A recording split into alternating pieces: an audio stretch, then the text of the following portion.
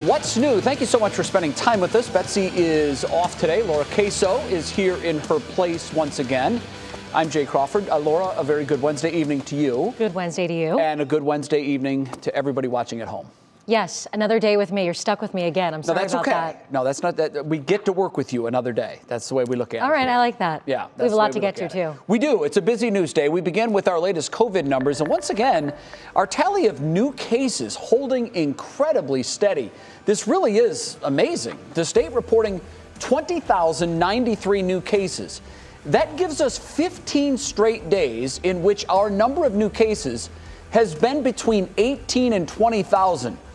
Our number of new hospitalizations, just one shy of 500. However, our number of current COVID-19 patients in Ohio hospitals is down nearly 100 from yesterday. It is now at 6,637 patients, and that, by the way, marks 2 straight days where that number has gone down. So, as our numbers here in Ohio and nationally remain at pandemic highs, the focus here and across the country remains on testing. The Biden administration says that's the key to keeping kids in the classroom as well. And they're hoping that more tests will help to make that happen.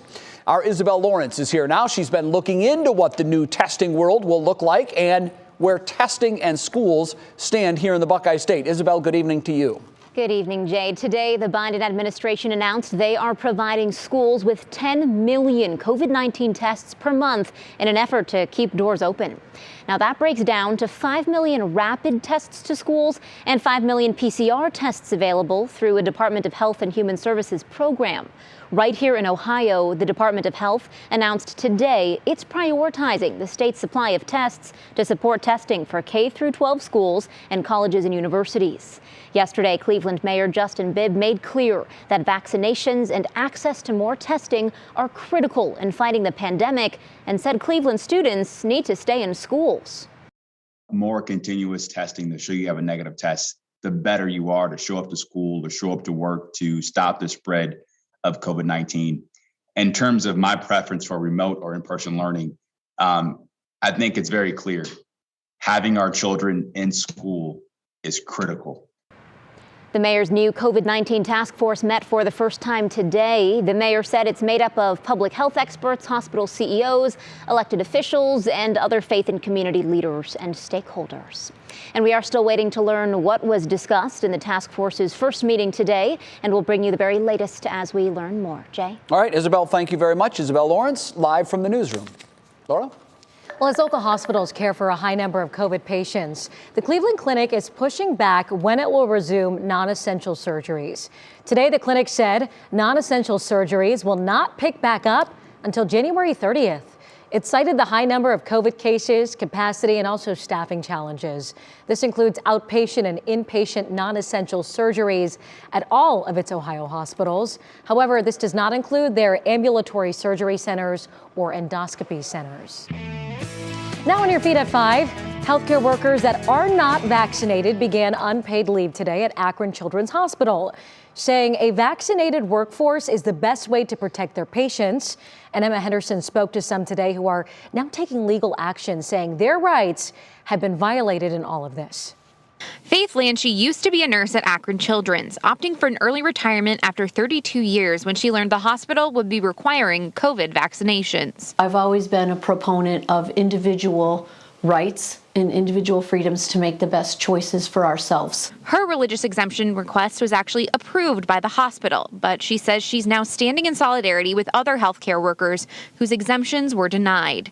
The 3 vaccines have been given at least emergency use authorization by the FDA. We do want to be protected, but I think there's other ways to be protected than being forced into taking a mandatory experimental vaccine. I asked Warner Mendenhall, an attorney representing some of the healthcare workers put on unpaid administrative leave, why he believes this case could be different than the other instances where we've seen the Supreme Court uphold vaccine mandates. I absolutely know it's going to be different because even though there are mandates out there, there are exemptions that are allowed for religious beliefs, for medical needs.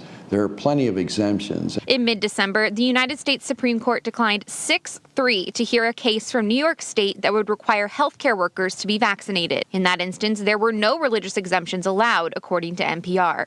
By not hearing the case, New York State's ruling was upheld and the mandate stands. This is all happening while Summit County's hospitals are full, according to Health Commissioner Donna Skota, who had a response to arguments about the safety and efficacy of the COVID vaccines. I understand the hesitancy that folks have in that it's new, it's novel, you don't know what to think of it. But I have to tell you, from where I sit and from what I have seen, it is your best shot at not getting really sick.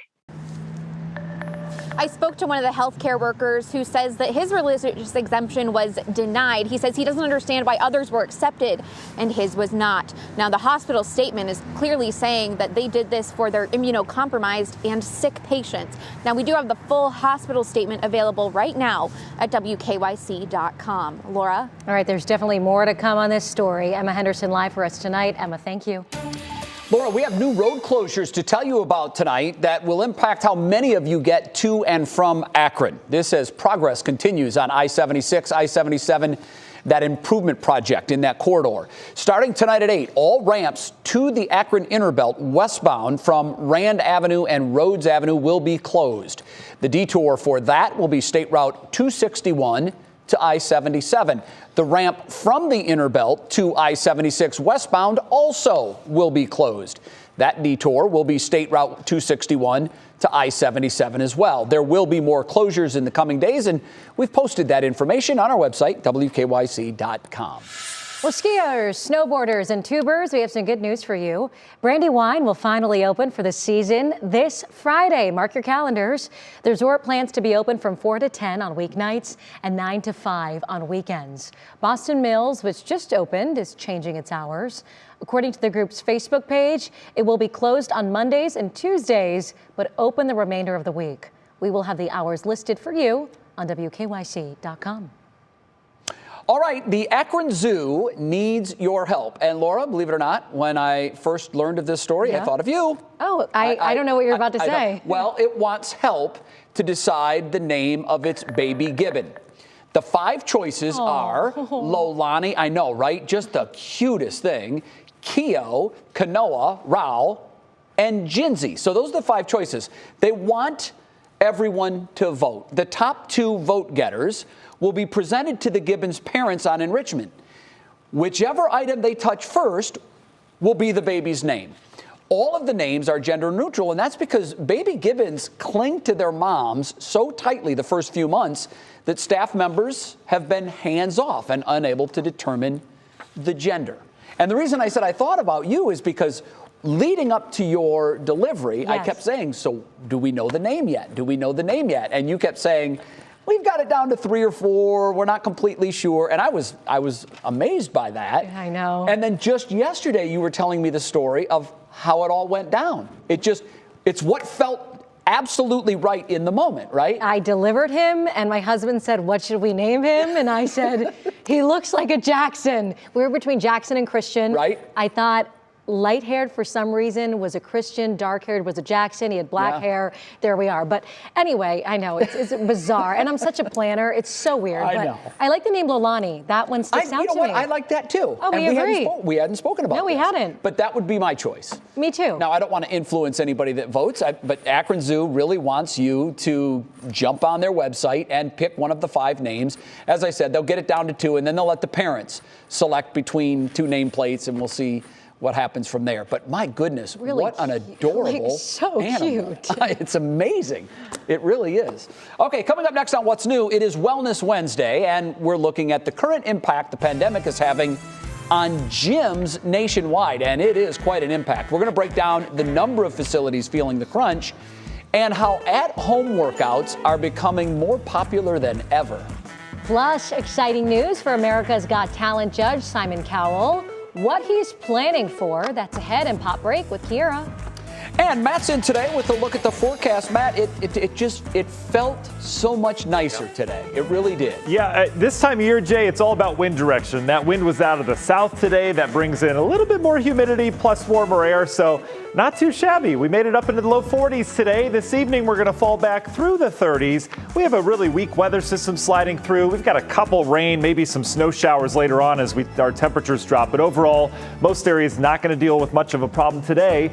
And then there's this weekend. We've got a major winter storm that's going to head up the eastern seaboard. Will it hit Ohio? That's the big question right now. We'll detail it coming up in that forecast.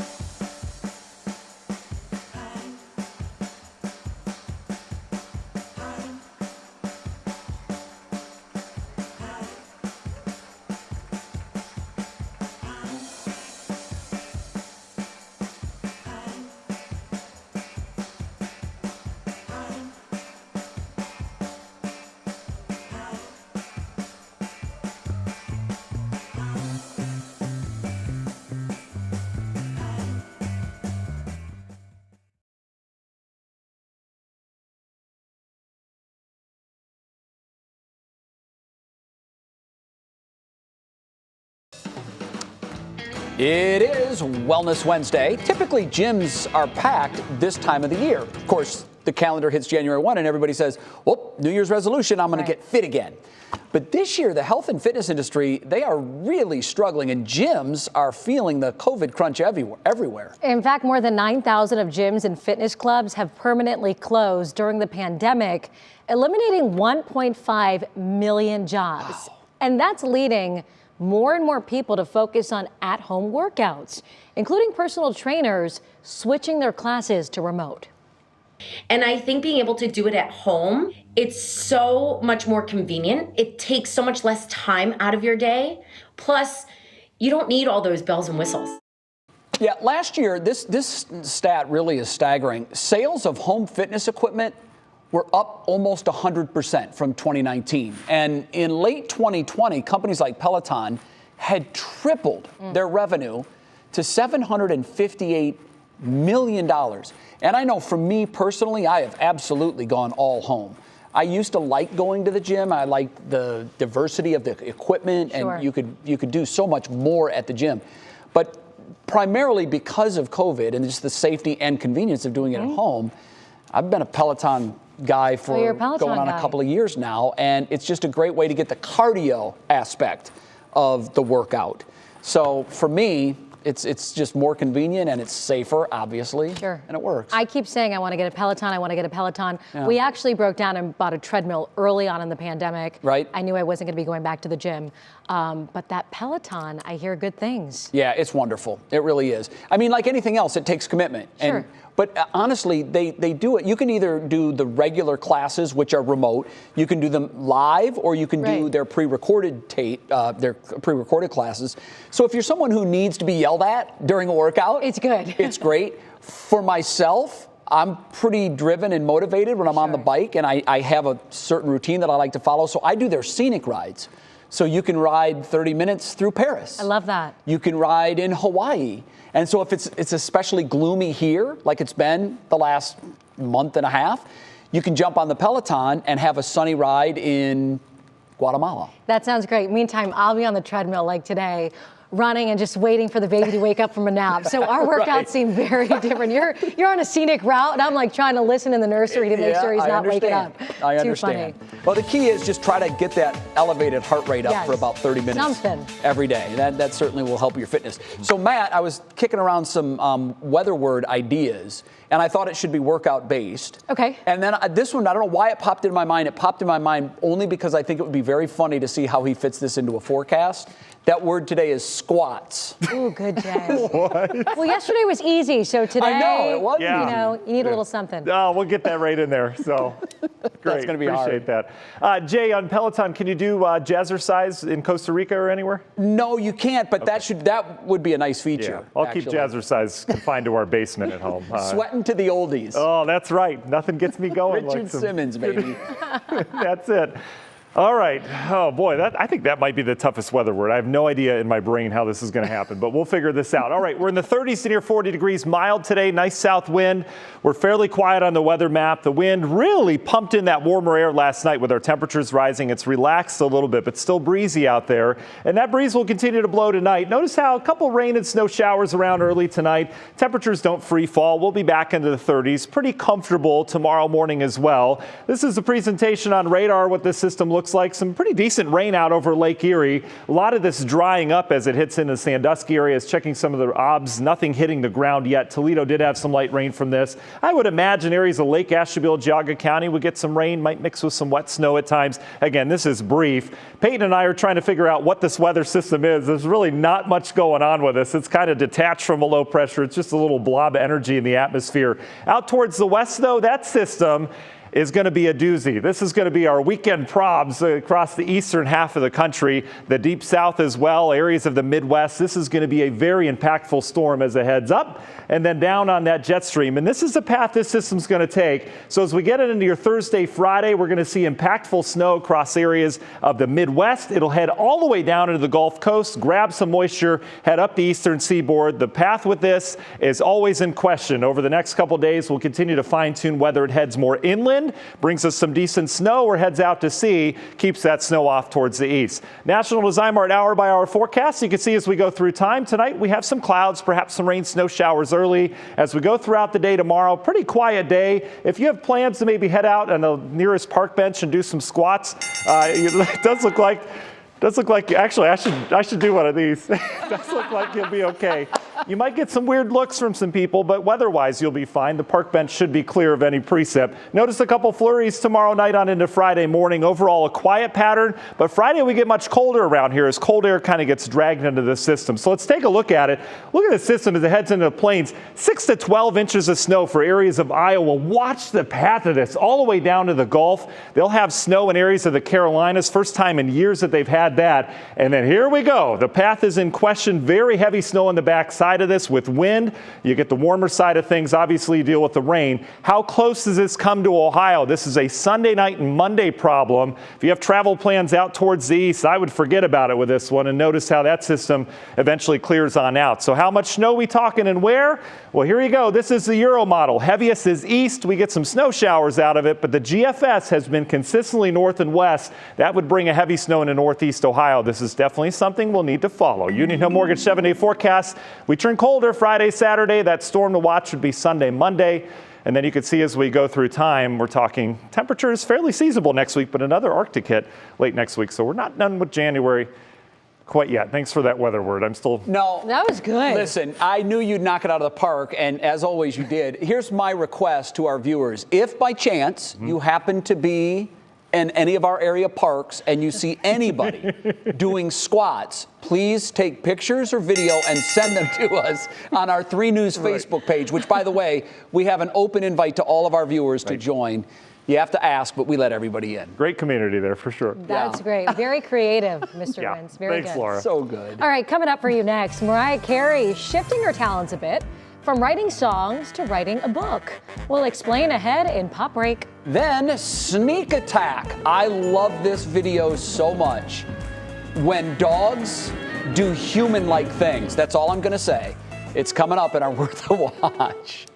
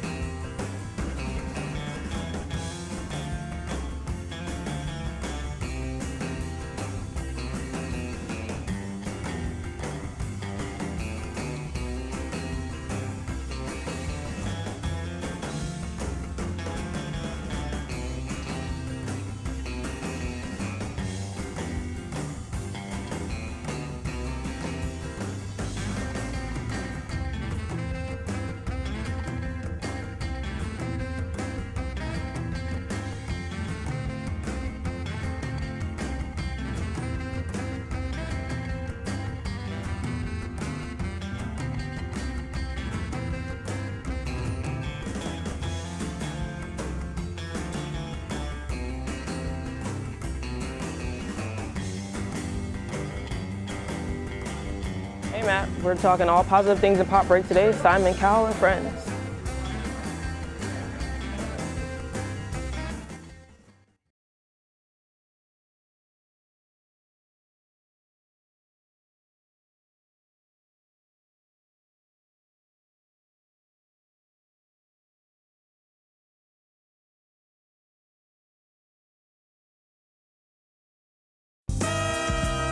Where does the time go? We're already halfway through another week. Crazy. And that means it's time now to update you on the entertainment world. What's going on in the pop scene? I would like this segment. Kira Cotton joins us now. And, you know, we've had some tough stories this year with some celebs, but really not today, which is some good news. Not today is absolutely right, Laura. No negativity shall prosper during this segment. We've got all positive stories. First, congratulations are in order for Simon Cowell and longtime girlfriend Lauren Silverman. Wedding bells will soon be ringing for the couple who got engaged on Christmas Eve in Barbados. According to reports, it was during a walk on the beach during their family vacation that the America's Got Talent judge popped the question. The couple's romance dates back to 2004. Together, Cowell and Silverman share a 7-year-old son, Eric, in addition to Silverman's son, Adam. And co-host of The Real, Jeannie Mai, is also celebrating. The 42-year-old welcomed her first child with rapper husband Jeezy. Jeannie shared the news in a post on Instagram yesterday saying, "I asked God for a life of love and happiness. He sent me my family. Baby Jenkins is here." She didn't share any more details, so the baby's name and gender are still a mystery. We wish the Jenkins family of 3 all the best. And the Queen of Christmas is shifting her focus to children. Mariah Carey has announced that her first ever children's book will be released this fall. The Christmas Princess, featuring little Mariah, will tell the story of a young girl who doesn't have much and doesn't want a lot except to have a peaceful and joyous holiday season. The story is based on Mariah's life, and in a post she said, "It was empowering to turn my childhood turmoil into a modern classic fairy tale full of wonder and boundless hope." The Christmas Princess will hit bookstores later this year. And it's time now for today's code word for your chance to win a pair of tickets to the Eagles concert. The code word is Walsh. You can enter that word now at wkyc.com/contests for your own chance to win. Listen out for a new code word every day this week and next week. The Eagles are set to play at Rocket Mortgage Fieldhouse on March 17th. And we talk about social media influence all the time, and not too many people do it better than the Kardashian and the Jenners. Kylie specifically, the youngest Jenner daughter, is the first woman in the world, guys, to reach 3 million followers on Instagram. Jay and Laura, do either of you follow Kylie? I have to confess, I do not. I thought he was going to say I do. You know, I used to, and I unfollowed her a while ago. I'm not sure why. I know. Wow. She just wasn't doing it for me. Well, I hope she doesn't find out about it. I know, she'd be could so throw shade upset. your way. She has 3 million. I'm just trying to get to like 5,000. How do I get there? Yeah. I don't know. All in the algorithm. It's all so superficial. It is. It really is. It really is. Well, she has one less follower because of me. She would have got Whatever. to 3 million sooner, Key. See? All right. Well, Thank you. we'll see you soon, Key. Okay, now to our Worth the Watch, and there's nothing quite like a puppy prank. Who knew that dogs would play pranks on one another? Watch this dog here closest to the camera, sneaking up on her little siblings here, and watch.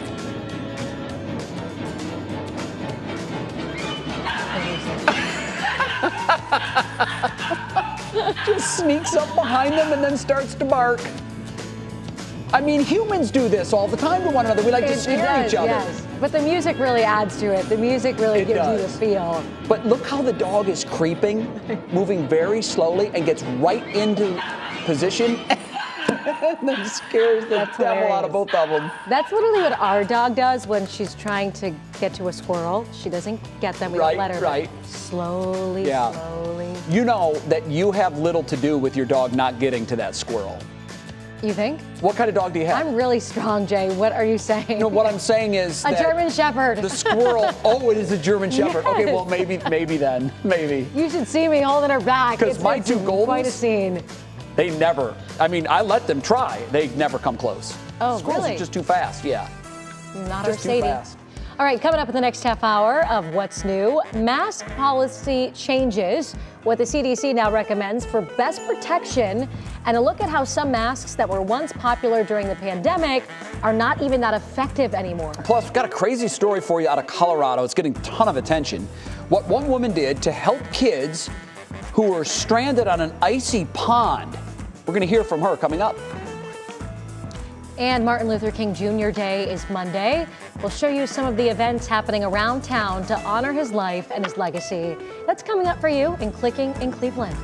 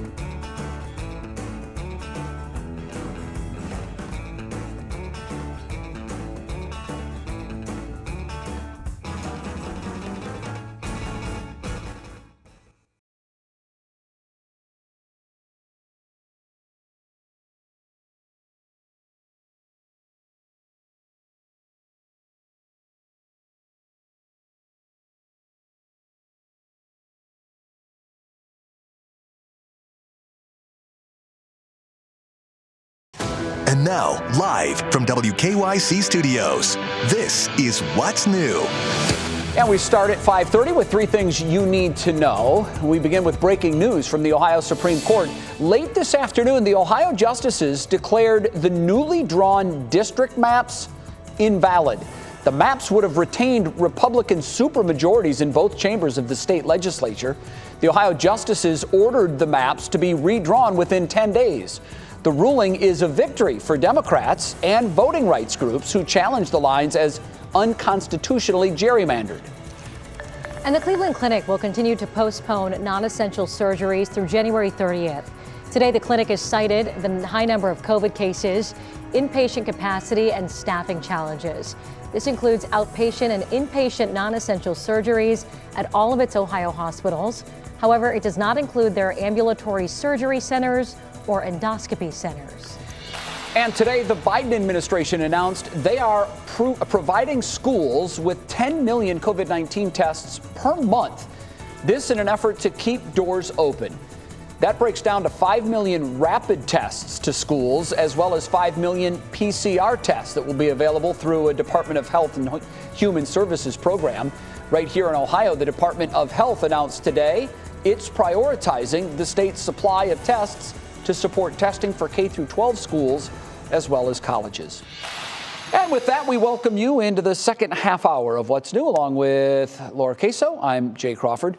So once you told me that your dog was a German Shepherd. Yes. Yeah, that changes things, Yeah, I think, because German Shepherds can track down. They're fast. They're fast, they're strong, they're powerful. All of it. And I imagine that yours could catch a squirrel if it really wanted to. Yeah, she could. You should, walking her sometimes is hilarious. Anyway, Yeah. All right, today's top talker, let's talk about it. It's about masking. The CDC might recommend Americans wear medical masks instead of those cloth ones with all those fun designs on them. But there are several options to choose from. So 3 News' Emma Henderson spoke to a local infectious disease doctor on what's best to wear and why. We've come a long way in the nearly 2-year battle against COVID-19 and its variants. That includes the general public's access to PPE. In the early days, you have to remember there was a nationwide shortage of PPE. And so it was felt that we should reserve, hospital grade masks for healthcare workers. So that means all those cute cloth masks you bought from retailers earlier in the pandemic are no good. In fact, experts say they only provide around 30 to 60% protection. Now the CDC says hospital grade masks are what everyone should be using when out in public.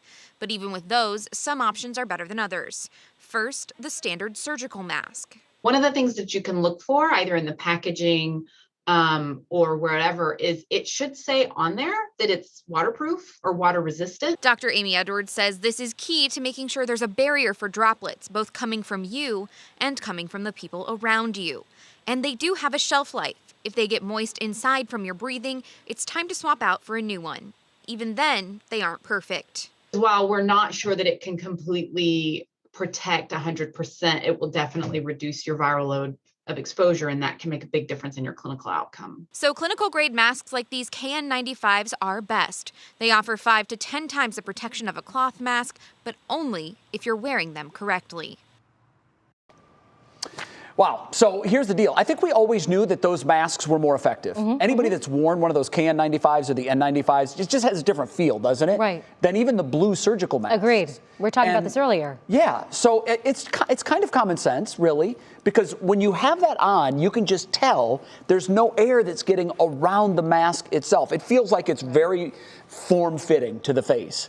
And it does make breathing a little bit more difficult, too, because you can tell that you're going through more filtration. But that's why it's more effective. Exactly. I did a story, actually, with Amy Edwards, that doctor, a few weeks ago. She said the same thing. It needs to be really tight to your face. Yeah. And that's why the doctors, they're form-fitted, so they're really great. But again, they're saying K95s or N95s. Yeah. KN95s, Yeah, right? I think it's KN95s and N95s. Yeah, are the best way to go. And that's what we wear around the newsroom now, too. So, and I feel better than a cloth mask at this point. Yeah, I think early on in the pandemic, we needed so many and there was such a shortage. Sure. It feels like now that the supply chain has finally caught up with the demand for the N95s and the KN95s. And I know personally have 3 or 4 of them now that I kind of rotate between. And if you can get the KN95s or the N95s, I think there's no question you're just going to have a little extra layer of protection. Yeah, and if you want more info, we have an article on WKYC.com that spells it out. If you just want to dig a little bit more, it's interesting, so check that out too. All right, this is a crazy story. A Colorado woman is being hailed a hero, and rightly so, for saving 3 kids from an icy pond. This happened on Sunday. Dusty Talavera was looking out her apartment window when she saw 3 kids on the ice, and she saw them fall in. So she went into protection mode. She ran outside, pulled 2 kids from the water, a 4-year-old and an 11-year-old. She was having trouble reaching a 6-year-old girl that had fallen in, so then she actually fell in. The little girl's 16-year-old cousin threw them a rope, which Dusty used to pull them out of the water. When first responders arrived, the 6-year-old had no pulse. Deputies and paramedics were able to get the girl breathing on her own, and she was rushed to an area hospital. Before I even realized that I was out there on the middle of the pond pulling 2 kids out. What she did was amazing. We were back at the fire station talking about how brave she was, how great the officers did. And gosh, I hope if this happened to one of mine that somebody like her was close by. Wow. I know, big, tough police officer, and he's breaking down, and I think rightfully so. This is an emotional story. Yeah. If not for her actions, there may be 3 young people that are dead. And this is one of those things, fight or flight, you know, that when something happens, there are those that run towards the danger and there are those that run away from the danger. And I think it's just kind of baked into your DNA as to whether or not you're going to choose to go towards it or go away from it. And thank goodness for these 3 kids that her instinct was to go immediately to the trouble zone and save 3 lives. She didn't even think. She just did. She didn't even. And wow, Good see for that her. see that officer kind of chokes me up though. Yeah. Now, at last word, the 6-year-old was in serious condition, but she is expected to survive. So that is certainly great news. Goodness. And I don't know, whatever the highest medal of honor that you can give to a Colorado resident, I think she should receive that award. And who knows, maybe a presidential recognition is in order too, because she changed lives with her actions, her brave actions. There's definitely a follow-up to that story. We'll Absolutely. keep you updated on that. All right, still ahead, how a new program is helping local students kickstart their career search. And it's officially the off-season for our Cleveland Browns. That makes me sad. It really does. I love the season. So now the question is, which quarterbacks could be available in the off-season? You know, Baker's going to need a backup. We'll talk about that. That's coming up in Clicking in Cleveland. But first, Matt is back. He's got our weather in a jiffy. Hi, Matt. Yeah, guys, interesting weekend forecast for meteorologists. There's going to be snowstorms somewhere on the East Coast. Does it hit Ohio? Does it go east? Well, every model run, this is exactly what we were looking at in terms of the forecast. It's saying a little bit further west. We'll see. I've got the latest model run and your forecast coming up.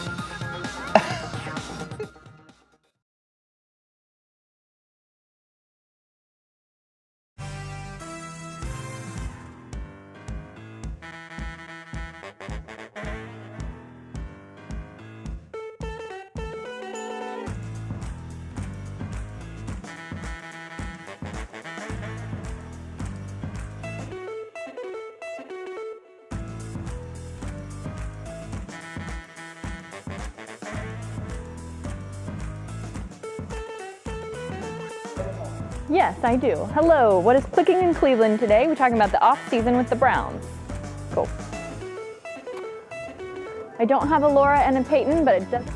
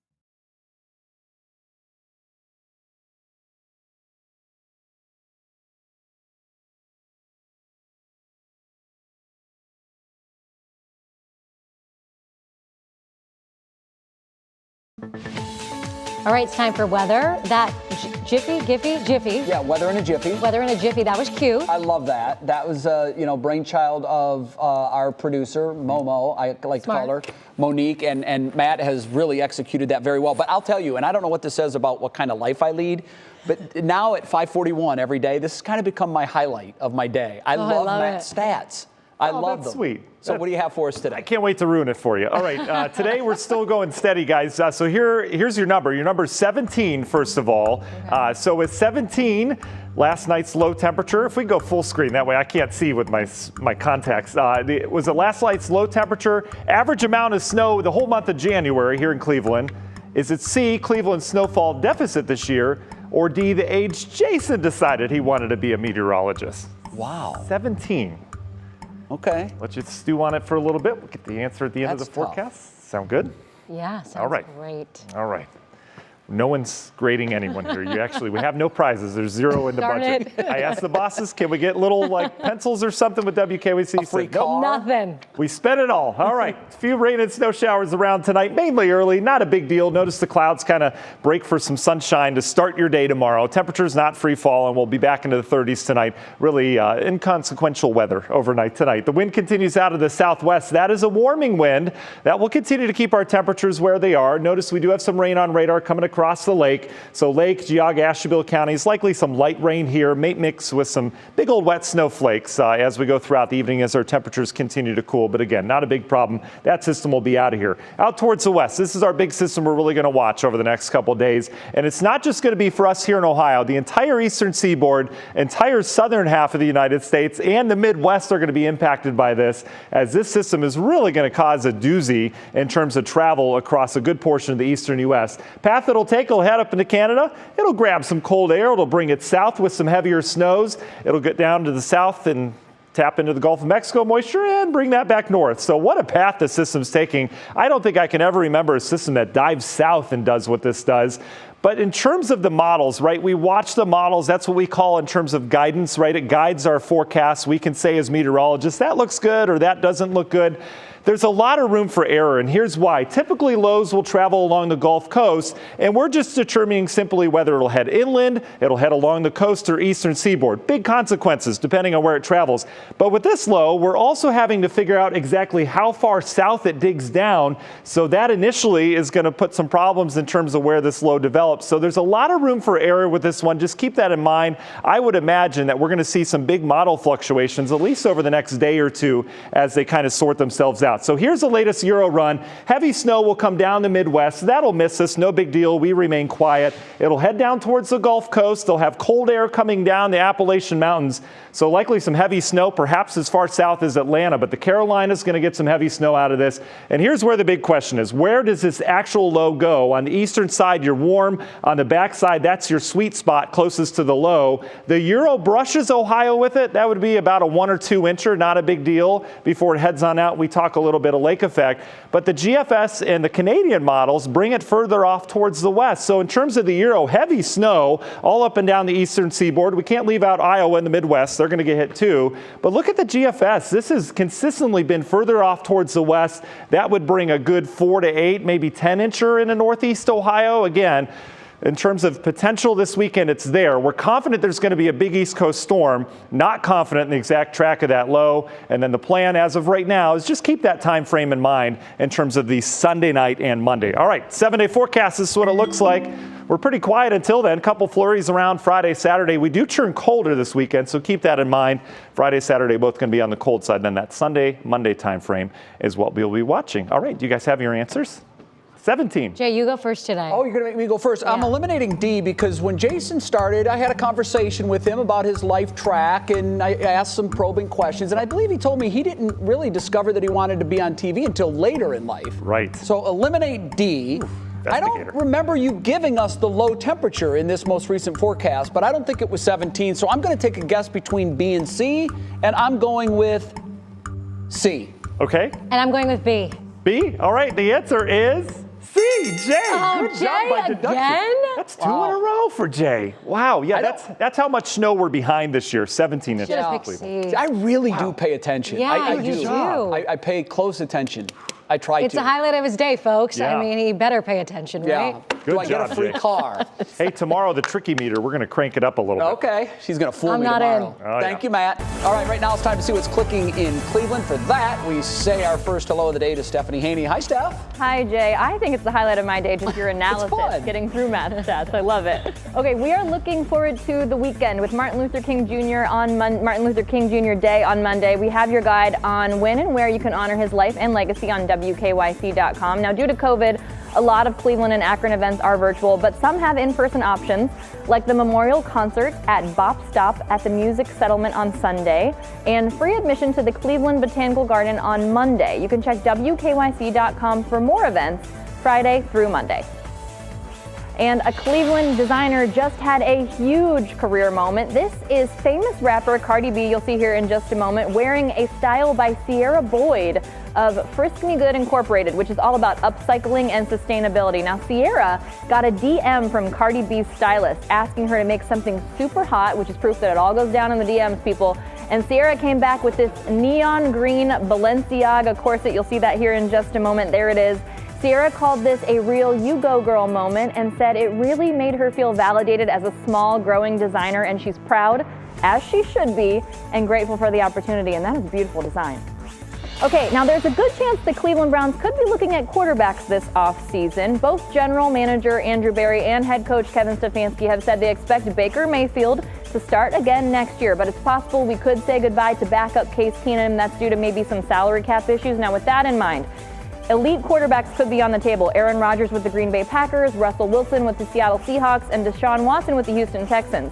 Also, other proven starters the Browns could look at include Raiders' Derek Carr and 49ers' Jimmy Garoppolo, along with the Falcons' Matt Ryan and Vikings' Kirk Cousins, who would be familiar a bit to Kevin Stefanski, from his time in Minnesota. Now, those would all come at varying price tags, which our 3 News sports analyst Ben Axelrod lays out on WKYC.com, Jay and Laura. It will be very interesting to see what the Browns roster looks like in the fall across the board, especially at that quarterback slot. Yeah, Garoppolo, wow, really? Yeah, well, look, I'm just going to throw this out there. If you think that our current backup quarterback, Case Keenum, is a high price tag, all of those guys are way over his pay grade. Mm-hmm. Well, I was going to say you think, but I'm going to say you know. Well, I believe that my knowledge of the NFL and player worth is that those guys are all going to command more than $4 million a season. Oh, yeah, tens of millions of dollars for yes, sure. Particularly in the case of Wilson and Rodgers. But Garoppolo, you could probably get at a discount, but that would be a guy that a team is looking to bring in to be the starting quarterback. Sure. So that would be, and I don't think the Browns are looking to bring anybody in to start other than Baker Mayfield. We'll see. Thank you, Stephanie. Appreciate it. Next on What's New, local students in grades 6 through 12 are getting help with a program aimed at lending a hand on focusing on their future careers. That's what it's all about, right? January Keaton joins us to explain how it all works. And later, this dancer caught off guard in front of thousands of people, but all for a good reason, trust me. What happened next is coming up in your Show Us Something Good.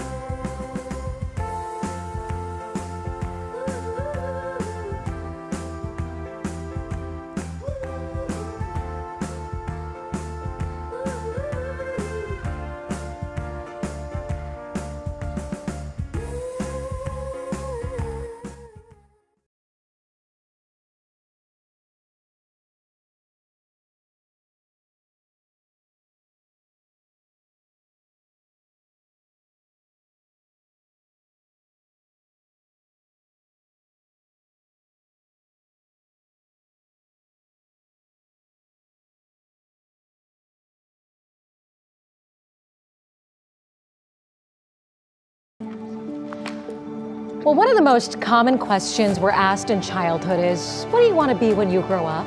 Well, Cleveland School's PACE program aims to help every student know that answer before they graduate. Here's our January Keaton with tonight's Education Station. For many kids, figuring out a career path can be a struggle. So many directions to go and decisions to make. Well, Cleveland Metro School students can now pace themselves on the road to finding their dream job. So PACE stands for Planning and Career Exploration. The PACE program helps CMSD students grades 6 through 12 figure out what they want to be when they grow up, focusing on 3 areas where future jobs will be concentrated locally. That's healthcare, IT, and manufacturing. Through unique school lessons and career advising and hands-on out-of-school experiences with local companies participating in PACE, students will get real-world knowledge and experience. And then as part of that experience afterwards, they would journal, they would reflect on that experience. And there are some kind of standard survey related questions. These are, I like this, I didn't, this is why I was interested, this is why I wasn't. Then that information is shared with the student's school and participating companies to provide further guidance and job shadowing experiences, which become more advanced each year until the student graduates. That they can walk through this process and have a better understanding of not only what they want to do, but what those careers entail when they get there. Helping every Cleveland student find a living wage career that matches their strengths and interests, whether they go to college or not. It's really taking and having a career-focused mindset for all students so that everybody can have the same kind of milestones, but at the same time, tailoring it to their needs as that journey evolves over time. And what a great program, right? This program took 2 years of planning before it began in November, and it took a consortium of nonprofits, foundations, and businesses to make it all happen.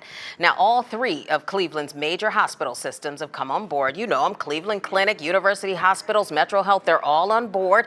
Local employers from Lincoln Electric and Key Bank, they're also supporting the effort, with additional businesses expected to join the roster soon. So more students will be exposed to even more career options. What a great program. It is so wonderful, and I love that all of these big companies, it's all for the kids. They're doing it all for the kids to soar and see what they want to be and who they want to be. I love it. Yes, absolutely, Laura. January, thanks so much. Well, next on What's New, a sweet surprise. The moment after this dancer realized something isn't right here. Then on What Matters Most at 6, Minority Community Outreach. Sarah Shookman explains how one community health practice is going grassroots to get more Clevelanders vaccinated.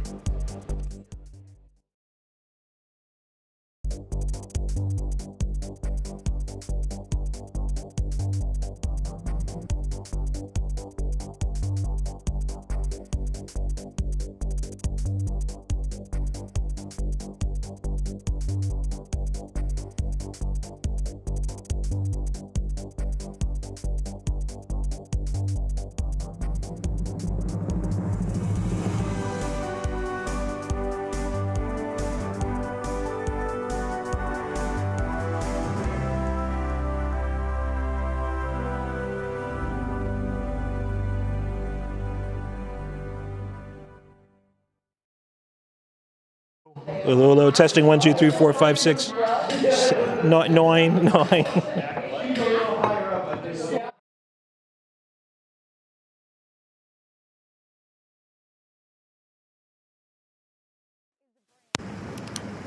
Now we're plugged in. Mic check 1, 2, 3. Mic check 1, 2, 3. Go. Oh, we're pivoting. Hold on. We're walking. We're walking. There we go.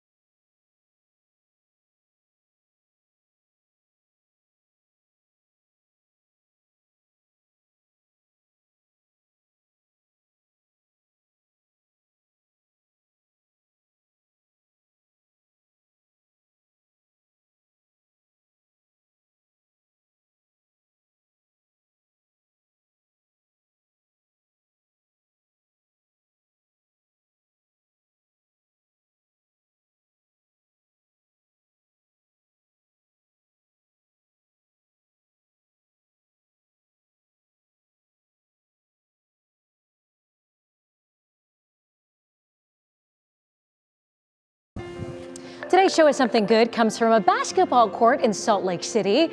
Dancers on the NBA's Utah Jazz were performing a routine when one dancer was, you can see, caught off guard completely.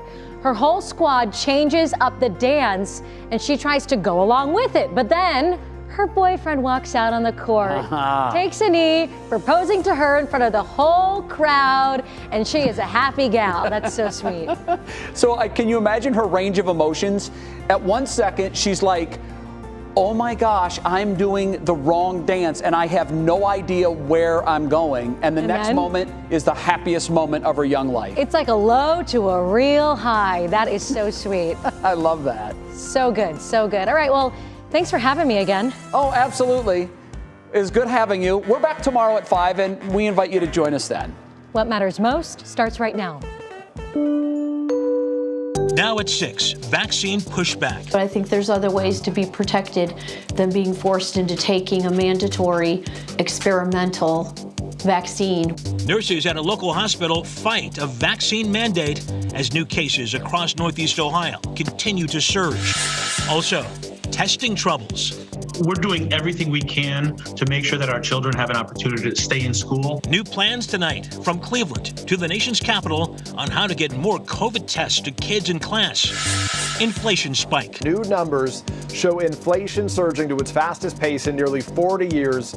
Tough choices for shoppers who are getting slammed by soaring prices on almost everything. And danger on the shore ice. Although it may look pretty, the Coast Guard is once again issuing a warning to stay away. From the WKYC studios, this is What Matters Most. We begin tonight with breaking news that will affect every Ohioan.